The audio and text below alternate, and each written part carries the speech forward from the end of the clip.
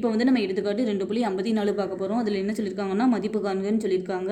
முதல் சம் என்ன கொடுத்துருக்காங்கன்னா 1 + 2 + 3 + அப்படி போய் ப்ளஸ் 50ன்னு கொடுத்துருக்காங்க.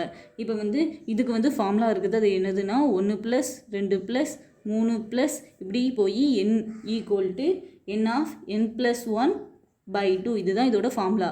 அதாவது முன்னாடி வந்து இந்த தொடர் வரிசை 1 + 2 + 3 அதே மாதிரி தானே இதுலேயும் போயிருக்கு. இதில் வந்து n இருக்கிற இடத்துல வந்து இங்கே 50 இருக்குது. அப்போ வந்து n = 50.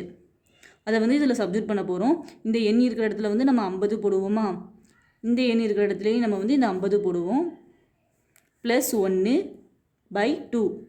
அப்போ வந்து இந்த 50 அப்படியே இருக்கும். 50 கூட 1 கூட்டினா நமக்கு வந்து 51ன்னு வருமா, /2ன்னு இருக்கும். இப்போ வந்து 2ஐயும் 50ஐயும் ரெண்டாவது வைப்பால் வகுக்க முடியுமா, 1 2 2, இங்கே 2 2 4, மிச்சம் 1 இருக்குமா, 2 2 10. அப்போ வந்து 25ஐயும் 51ஐயும் பெருக்கணும். நமக்கு வந்து என்ன வேல்யூ கிடைக்கும்னா 1275ன்னு கிடைக்கும். இப்போ வந்து ரெண்டாவது சம் பார்க்க போகிறோம். அதில் என்ன கொடுத்துருக்காங்கன்னா 16 + 17 + 18 அப்படி போய் +75ன்னு கொடுத்துருக்காங்க.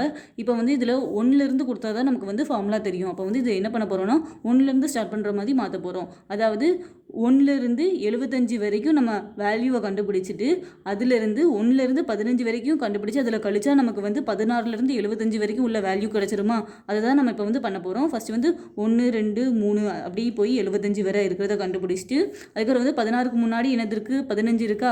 அப்போ வந்து 1லேருந்து 1 2 3 இந்த மாதிரி போய் 15 வரைக்கும் கண்டுபிடிச்சி இதிலேருந்து கழிச்சா நமக்கு வந்து 16லேருந்து 75 வரைக்கும் உள்ள வேல்யூ கிடச்சிருமா. அப்போ வந்து ஃபஸ்ட்டு இதில் வந்து n இருக்கிற இடத்துல வந்து இங்கே வந்து 75ன்னு கொடுத்துருக்காங்களா. அப்போ வந்து இந்த தொடருக்கு நம்ம வந்து n = 75ன்னு ஃபார்முலாவில் சப்ஸ்டிட்யூட் பண்ணுவோம். இங்கே வந்து n இருக்கிற இடத்துல வந்து 15ன்னு இருக்கா. அப்போ வந்து இந்த தொடரில் வந்து n = 15ன்னு நம்ம சப்ஸ்டிட்யூட் பண்ணுவோம். அப்போ வந்து ஃபார்முலா என்னது, n of n + 1/2.